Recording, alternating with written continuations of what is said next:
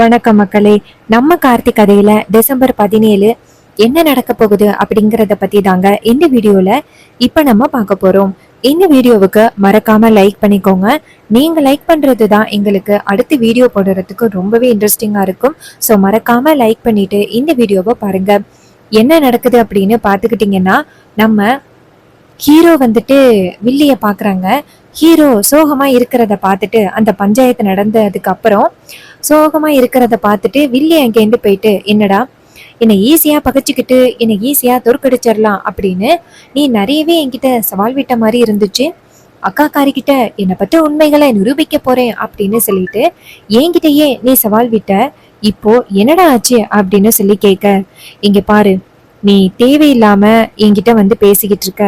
அதுக்கு வில்லி சொல்றாங்க, இங்க பாருடா, நீ தான் தேவையில்லாம என்கிட்ட நிறைய பிரச்சனைகளை பண்ணிக்கிட்டு இருக்க. இங்க பாரு, அக்கா காரிக்கு உன்னை பத்தின உண்மைகள் என்ன அப்படின்னு நான் ரொம்ப நாளா நிரூபிக்கணும் அப்படின்னு ட்ரை பண்ணிக்கிட்டு இருந்தேன். ஆனா கோவில் திருவிழாவுல நாங்க வச்ச ஆப்புல நீயே வந்து உண்மையை சொல்லுவ அப்படின்னு நான் கொஞ்சம் கூட எதிர்பார்க்கவே இல்லை. ஆனா எல்லாமே எங்களுக்கு சாதகமா நடந்தது. இங்க எல்லாருக்கும் ரொம்பவே சந்தோஷம்தான். இங்க பாரு, அக்காக்காரிக்கு நீ யாரு அப்படிங்கிற விஷயம் தெரிஞ்சதோட எனக்கு எவ்வளவு சந்தோஷமா தெரியுமா இருந்துச்சு. ஏன்னா நீ என் கண்ணு முன்னாடி எனக்கு நீ சவால் விட்ட. இப்போ உன்னை பத்தின உண்மைகள் எல்லாத்தையுமே அக்காக்காரிக்கு தெரிஞ்சதோட அக்காக்காரி உன்னை பயங்கரமா பேசினா. இது எல்லாத்தையுமே பாக்குறதுக்கு எனக்கு ரொம்பவே சந்தோஷமா இருக்கு அப்படின்னு. அதோட இப்ப எனக்கு நானே ஆயுதத்தால தாக்கிக்கிட்டத அக்காக்காரி உண்மை அப்படின்னு நம்பி உன்னை வந்து அதிகாரிங்க கிட்டேயே பிரிச்சு கொடுத்துட்டா. இது எல்லாத்தையுமே பாக்குறதுக்கு எனக்கு எவ்வளவு சந்தோஷமா தெரியுமா இருக்கு அப்படின்னு சொல்ல, அப்ப ஹீரோ சொல்றாரு, இங்க பாரு, ரொம்ப ஆட்டம் போடாத.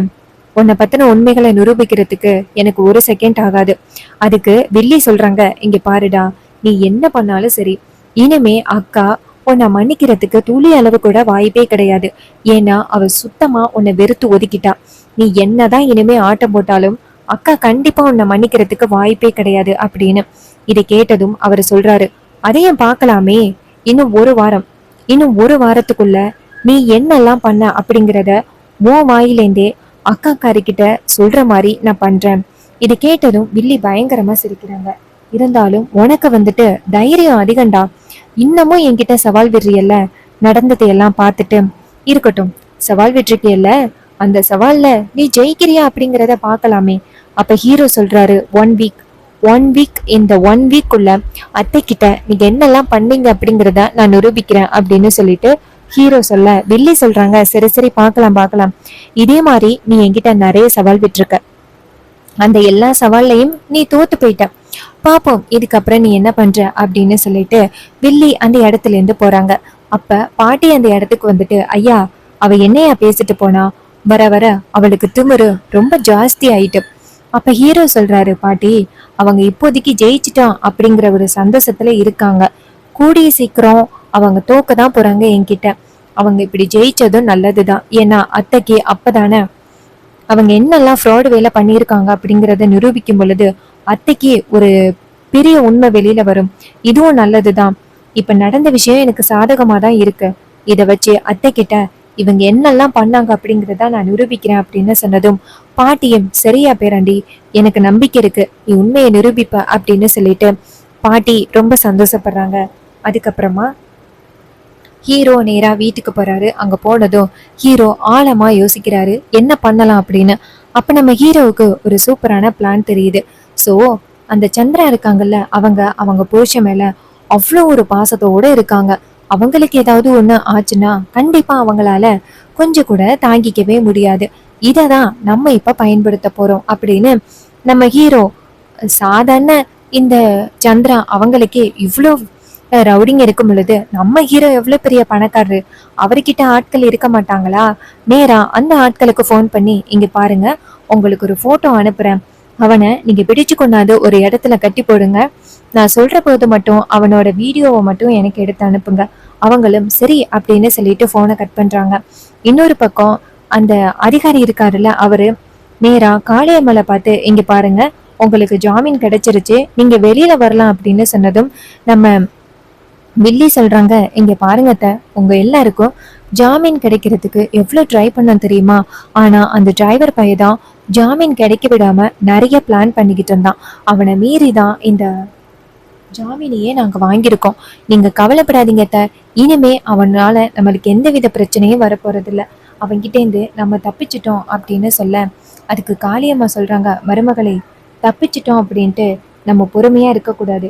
ஏன்னா அவனை பத்தி நமக்கு நல்லாவே தெரியும். அடிபட்ட பாம்பு சும்மா இருக்காது அப்படிங்கிற மாதிரி அவன் கண்டிப்பா வந்துட்டு அடுத்த பிளான் பண்ணுவான். ஸோ எதுக்கும் நம்ம பத்திரமா இருக்கணும். அதுக்கு வில்லி சொல்றாங்க, ஆமாத்த, அவன் என்கிட்ட சவால் விட்டான். இன்னும் ஒரு வாரத்துல நான் என்னெல்லாம் பண்ணனோ அது எல்லாத்தையுமே அக்கா காரிக்கிட்ட நானே ஒத்துப்பேன் அப்படின்னு சொல்லி அவன் சவால் விட்டுருக்கான். அது எப்படித்த? நான் போய் அக்கா காரிக்கிட்ட எப்படி உண்மையை சொல்லுவேன்? இருந்தாலும் அவனுக்கு கான்ஃபிடென்ட் ரொம்ப அதிகம். அதுக்கு அந்த வில்லி சொல்றாங்க, இங்க பாரு, அந்த டிரைவர் பையன் இப்படி சொல்லியிருக்கான் அப்படின்னா அவன் கண்டிப்பா சாதாரணமா சொல்லியிருக்க மாட்டான். அதுக்கு பின்னாடி ஒரு பெரிய திட்டத்தோட தான் சொல்லியிருப்பான். எதுக்கும் நீ பாதுகாப்பா இரு. இதை கேட்டதும் வில்லியும் சரிங்கத்த அப்படிங்கிறாங்க.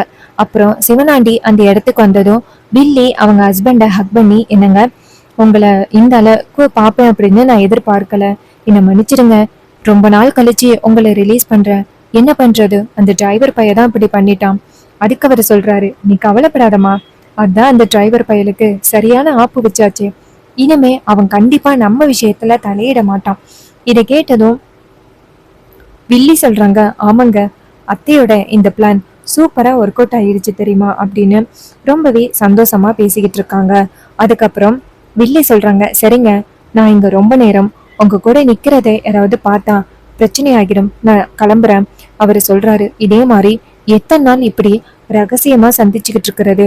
அதுக்கு வில்லி சொல்றாங்க, என்னங்க பண்றது, அக்கா காரிக்கு மட்டும் நம்ம ரெண்டு பேரும் இன்னும் வந்துட்டு பேசிக்கிட்டு இருக்கோம் அப்படிங்கிற விஷயம் தெரிஞ்சிச்சு அப்படின்னா அக்கா கண்டிப்பா சும்மா விட மாட்டா, அதை வச்சு பெரிய பிரச்சனை பண்ணுவா. அதுக்கப்புறம் நான் அந்த வீட்டுக்குள்ள மறுபடியும் போறது ரொம்ப கஷ்டமாயிரும். அதுக்காக தாங்க நான் கொஞ்சம் பொறுமையா இருக்கேன். இங்க பாருங்க, நம்ம ஆல்மோஸ்ட் வெற்றிக்கு வந்துட்டோம். அக்கா காரிக்கிட்டேந்து அந்த கம்பெனியே பிடுங்கியாச்சு. அக்கா காரியோட பொண்ணை வாழை வெட்டி ஆக்கியாச்சு. அந்த டிரைவர் பையலையும் இந்த வீட்டை விட்டு அனுப்பியாச்சு. அந்த டிரைவர் பையன் இறந்ததுனாலதான் நம்மளால அக்கா காரிய நெருங்கவே முடியல. இப்போ அந்த டிரைவர் பையன் இல்ல, இப்போ சுலபமா அக்கா காரிய பழி வாங்கிடலாம். இதுக்கப்புறம் நம்ம பிளான் எல்லாமே மாசா இருக்க போகுது, நீங்க கவலைப்படாதீங்க அப்படின்னு சொல்லதும் அவரும் சரிம்மா அப்படின்னு சொல்லிட்டு ரொம்பவே சந்தோஷப்படுறாங்க.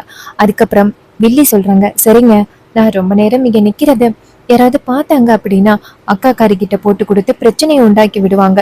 சரிங்க, நான் கிளம்புறேன் அப்படின்னு சொன்னதும் அவரும் சரி அப்படின்னு சொல்றாரு.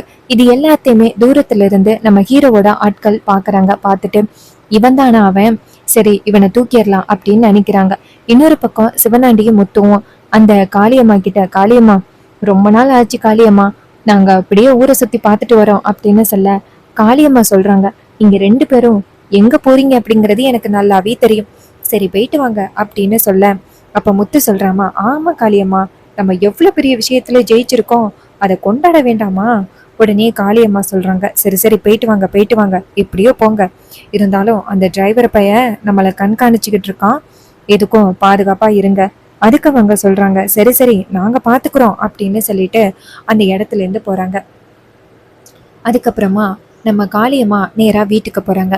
அப்ப அந்த ரவுடிங்க எல்லாருமே அந்த ரெண்டு பேரையும் வாட்ச் பண்றாங்க. அப்ப அந்த ரெண்டு ரவுடிகளும் நேரா நம்ம சிவனாடி முத்து அவங்க மூணு பேரையுமே ரவுண்ட் அப் பண்றாங்க. இதை பார்த்ததும் சிவனாடி ஷாக் ஆகுறாரு. டேய், யாரடா நீங்கெல்லாம், இப்ப எதுக்குடா எங்களை ரவுண்ட் அப் பண்றீங்க அப்படின்னு சொல்லி கேட்க, அதுக்கு அவங்க சொல்றாங்க, இங்க பாரு, நீ என்னெல்லாம் பண்ணிருக்க அப்படிங்கிறது எங்களுக்கு தெரியும், அதான் உன்னை பிடிக்கிறதுக்காக வந்திருக்கோம். இதை கேட்டதும் அவரு ஷாக் ஆகுறாரு. டேய், யாரா நீங்க, என்ன அந்த டிரைவர் பயலோட ஆளா, என்ன என்னை ஏதாவது பண்ணணும் அப்படின்னு சொல்லிட்டு அவன் அனுப்பியிருக்கான் போல. அதுக்கு அந்த ரவுடிங்க சொல்றாங்க, இங்க பாரு, ஆமாண்டா, சார் தான் அனுப்புனாரு உன்னை காலி பண்ண சொல்லி அப்படின்னு சொல்லிட்டு சிவனாண்டியோட தலையில டக்குன்னு அடிக்கிறாங்க. சிவனாண்டி டக்குன்னு மயக்கம் போட்டு விழுகிறாரு. இதை பார்த்ததும் முத்து அதிர்ச்சி ஆகுறாரு. முத்து வந்துட்டு, டேய் யாரா நீங்க அப்படின்னு சொல்லிட்டு கேட்க, அப்ப அந்த ரவுடிங்க முத்துவை அடிச்சு கீழே தள்ளிவிட்டு அந்த சிவனாண்டிய அந்த இடத்துல இருந்து தூக்கிட்டு போறாங்க. ஸோ இதை பார்த்ததும் முத்துவுக்கு ரொம்பவே அதிர்ச்சி. முத்து அழுதுகிட்டே நேரா காளியம்மாவை வந்து பாக்குறாங்க. காளியம்மா, காளியம்மா, ரொம்ப பெரிய பிரச்சனை நடந்து போச்சு காளியம்மா, நம்ம அஹ், சிவனாண்டிய யாரோ தூக்கிட்டு போயிட்டாங்க. இதை கேட்டதும் காளியம்மாளுக்கு ரொம்பவே அதிர்ச்சி. இங்க பாருங்க, கொஞ்சம் பார்த்து உஷாரா இருங்க அப்படின்னு நான் அப்பவே சொன்னனே, கொஞ்சமாவது கேட்டீங்களா? அது அந்த டிரைவர் பையலோட வேலையா தான் இருக்கும் அப்படின்னு. அப்போ நம்ம ரவுடிங்க வந்துட்டு அதை அப்படியே வீடியோ எடுத்து நேரா நம்ம ஹீரோவுக்கு அனுப்பிடுறாங்க. ஹீரோ அந்த வீடியோவை பார்த்ததும் நேரா நம்ம சந்திரா இருக்காங்கல்ல, அவங்கள வந்துட்டு நேரா ஃபோன் பண்றாங்க. அப்போ சந்திரா ஃபோன் அட்டன் பண்ணி என்ன வேணும் உனக்கு அப்படின்னு சொல்ல, அப்ப ஹீரோ சொல்றாரு, இங்க பாரு, உன் புருஷன் இப்ப என் கையில இருக்கான். நான் இப்ப சொல்ற மாதிரி நீ நடந்துக்கல அப்படின்னா அதுக்கப்புறம் அவனை நீ நேரா பார்க்கவே முடியாது. எதுக்காக நீங்க இத்தனை வருஷமா போராடுறீங்களோ அது எதுவுமே நடக்காது. இதை கேட்டதும் வில்லி சொல்றாங்க, டேய் இங்க பாரு, இப்பதான் என் புருஷன் வெளியில வந்தாரு. என்ன என்னை ஏமாத்தலான்னு நினைக்கிறியா? வைடா போன அப்படின்னு கட் பண்றாங்க. இன்னொரு பக்கம் முத்து நேரா காளியம்மா கிட்ட விஷயத்த சொன்னதும் காளியம்மா நேரா வில்லிக்கு ஃபோன் பண்றாங்க. அப்ப சந்திரா ஃபோன் அட்டன் பண்ணி, சொல்லுங்க, இந்த டிரைவர் பையன் இப்பதான் ஃபோன் பண்ணி உன் புருஷன் என் கையில இருக்கான், உன் புருஷன் உயிரோட வேணும் அப்படின்னு நினைச்சியன்னா எனக்கு இப்ப ஃபோன் பண்ணு அப்படின்னு சொல்றான். இது கேட்டதும் காளியம்மா சொல்றாங்க, மவளே அவன் சொல்றது உண்மைதான் மவளே, நம்ம சிவனாண்டிய அவன் தூக்கிட்டான். இது கேட்டதும் நம்ம சந்திராவுக்கு ரொம்பவே அதிர்ச்சி. என்னத்த சொல்றீங்க? அவர் எப்படி அவன் கையில சிக்கனான்? அதுக்கு காளியம்மா சொல்றாங்க, மவளே ஏதோ ஒரு பிளானோட தான் அவன் தூக்கியிருக்கான்.